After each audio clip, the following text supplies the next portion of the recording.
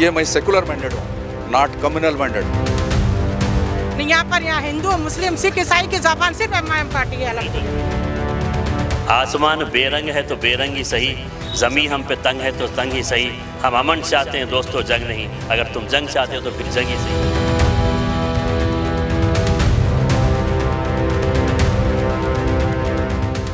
इस समय हम लोग करीमनगर में मौजूद हैं। म्युनिसिपल इलेक्शन चल रहे हैं और जगह जगह रोड पे आपको कैंपेन करते दिख जाएंगे, चाहे वो एमआईएम पार्टी के लोग हों या फिर बीआरएस के हो या फिर कांग्रेस के या दूसरी पार्टी के बीजेपी के लोग हों। इस समय हम मौजूद हैं 37 वार्ड पर, जहां चुनावी कैंपेन चल रहा है। एमआईएम के लोग हैं, बड़ी भीड़ है, बच्चे भी हैं, नौजवान भी हैं, बुज़ुर्ग भी हैं, महिलाएँ भी हैं। तो जानने की कोशिश करेंगे कि आखिर किन मुद्दों को लेकर ये जनता के बीच जा रहे हैं और यहाँ से एमआईएम मजबूत मानी जाती है। पहले भी यहाँ से एमआईएम के कॉरपोरेटर रहे हैं, तो यहाँ कॉरपोरेटर के जो कैंडिडेट हैं उनसे जानने की कोशिश करेंगे किन मुद्दों को लेकर जनता के बीच जा रहे हैं और पिछले चुनाव के बाद इस बार कैसा माहौल है, जनता का रुझान क्या है और जनता क्या इनसे मांग कर रही हैं, ये जनता के सामने जनता को लुभाने के लिए क्या कुछ कर रहे हैं। तो शुरुआत में करता हूं, क्योंकि हमारे देश में लेडीज़ फर्स्ट का नारा दिया जाता है, महिलाएं पहले की जाती है। तो मैं शुरुआत भी करूंगा कि चुनाव को लेकर कैसा माहौल है। क्या नाम आपका? अस्सलाम वालेकुम रहमतुल्लाहि व बरकातहू। मेरा नाम राफिया सुल्ताना है। मैं x corporator, x option member AIMIM से हूँ। अल्हम्दुलिल्लाह मैं 2005 में यही डिवीज़न जब मेरा 21 था, मैंने कॉन्टेस्ट करके भारी अक्सरियत से जीत हासिल की है। अल्हम्दुलिल्लाह जब से लेके आज तक हम एमआईएम पार्टी से जुड़े हुए हैं और अल्लाह ताला से भी उम्मीद करते हैं कि इस पार्टी को यानी मजलिस इत्तेहाद मुस्लिमीन को हम आगे से आगे लेके जाएं। और जो सालार यानी सुल्तान सलाउद्दीन साहब ने जो ख्वाब देखा था, अल्हम्दुलिल्लाह आज 70 साल के बाद ये पूरा हो रहा है। आज हमारे साथ औरतें, ख़वातीन, बच्चे, बूढ़े, बुजुर्ग हर एक की पसंद है एमआईएम पार्टी यानी मजलिस इत्तेहाद मुस्लिमीन, पतंग के निशान को ओढ़ देना। और मेरा मकसद यही है ये सामने लाइव आने का कि आज 37 डिवीज़न में हम सीनियर लीडर मोहम्मद बाबूजानी भाई को कॉन्टेस्ट के लिए खड़ा करे हैं। एक सीनियर लीडर है, एक्सपीरियंस वाले हैं। अल्हम्दुलिल्लाह उनके पास ऐसे खुसूसियात है जो हर एक यानी गौर गरीब, अच्छे बुरे सब काम उनके पास जाके हम 24 आवर्स काम करा सकते हैं। ये क्वालिटी उनको देखकर एमआईएम पार्टी की तरफ से उनको टिकट दिया गया है।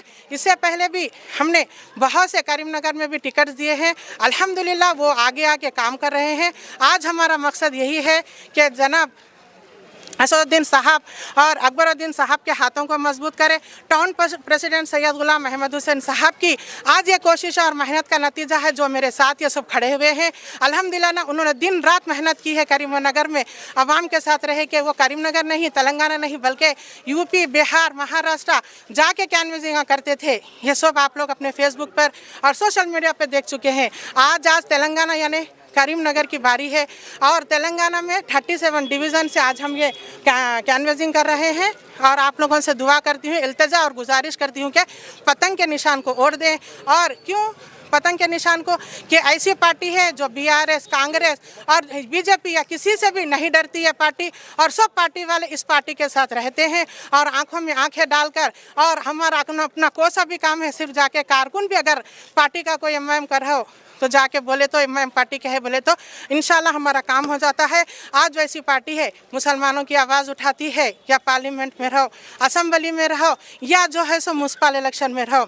सिर्फ ये मुसलमानों की पार्टी नहीं, दलित, ईसाई, सिख और मजहबी हर मजहब के तख्बे के लोग इसमें आके ज्वाइन हो सकते हैं। बीआरएस को छोड़ के आप आए और आपको टिकट मिल गया, बड़ा अच्छा लगा आपका। मैं पुराना एमआईएम का कायद हूँ। 2005 में हमारी बहन जो राफिया सुल्ताना साहब को बड़ा एरिया था, जब बढ़ चढ़कर यहाँ पे हर कौम को भी, बैकवर्ड को, हिंदू भाइयों को भी, सबको साथ में लेके हमारी बहन को जिताएं।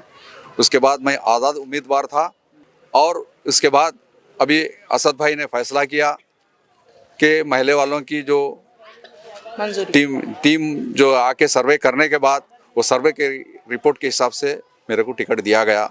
और मैं जब सोशल एक्टिविटीज़ में कंटिन्यू हूँ 25 साल से। अभी जो रोड आप देख रहे हैं स्मार्ट सिटी में 70 करोड़ रुपए लाके इस रोड को जब डलवाया, उसके बाद इस महल्ले में जब होदा भी ना रहा, एक उर्दू मीडियम स्कूल भी बनवाया यहाँ पे। मैंने राजीव विद्या मिशन से पैसे लाए 1 करोड़, उसके बाद गवर्नमेंट से जगह लिया। अभी हमारे महल्ले के अंदर वहाँ पे 7 तक एक गवर्नमेंट स्कूल भी मैं बनवाने लगाया, उसका फाउंडर भी हूँ। जब मैं इंडिपेंडेंट था 2 करोड़ रुपए जब मैं सीएम एश्योरेंस ग्रांट जब 100 करोड़ रुपए जब ऐलान करे सीएम केसीआर साहब, उस टाइम पे भी मैं लड़के हमारे एमएलए से महिला को लेके आया। ये आप जो रोड़ा देख रहे हैं आप, ये पूरे सीएम एश्योरेंस ग्रांट है, स्मार्ट सिटी के है।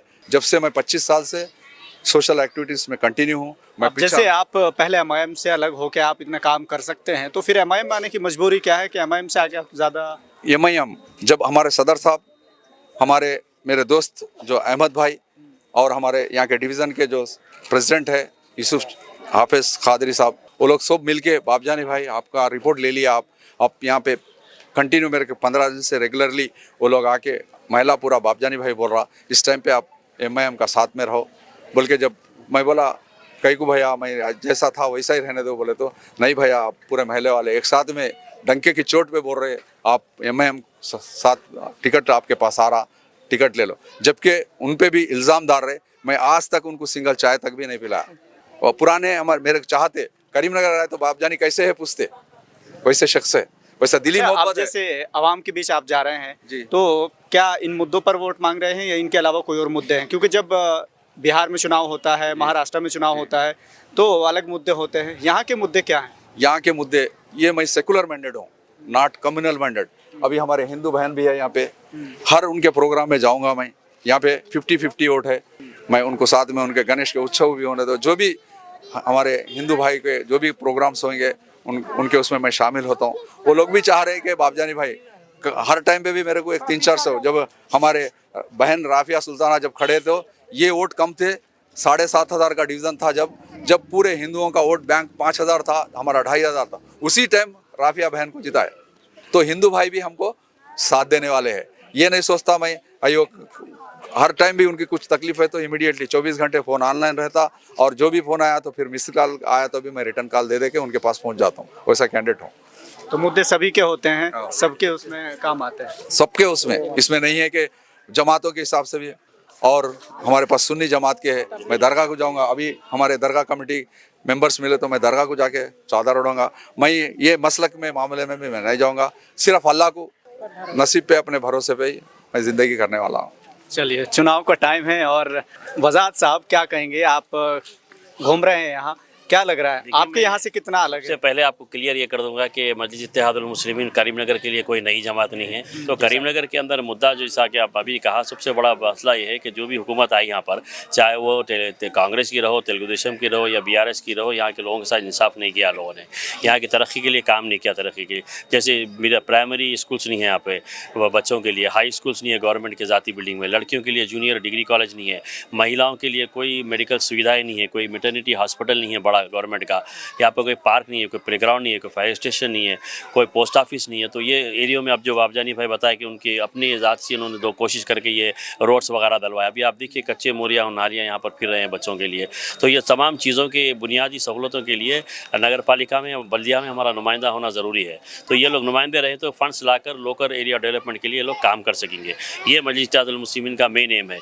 मजलिस इत्तेहादुल मुस्लिमीन सियासत में इसलिए आती है कि हर इलाके से, अब जहाँ ठहरा है हमारे 15 उम्मीदवार यहीं के मुकामी है, कोई हैदराबाद से नहीं लाए। तो यहाँ पर हम एक नेता बनाना चाहते हैं, एक विधायक बनाना चाहते हैं, यहाँ से एक लीडरशिप उभारना चाहते हैं ताकि यहाँ के मसाइल को हल कर सके। अभी 50% महिलाओं का रिजर्वेशन आ गया हमारे पास। आप देख सकते हैं कई महिलाएं, और कई महिला इलेक्शन ठहरी है, और महाराष्ट्र में भी आप देखिए, यूपी में देखिए आप कि कई महिलाएं हमारी कॉन्टेस्ट कर चुकी, वहाँ भी हमारे 8 कॉर्पोरेटर्स जीत के आए हैं।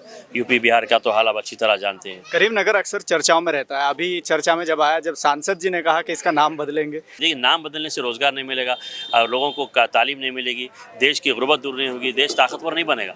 तो इनके पास कोई मुद्दा नहीं है। तो इसलिए ये जैसा आदिलाबाद का बेल्ट है, निर्मल का बेल्ट है, करीमनगर का, अब यहाँ पर बीजेपी आ गई है।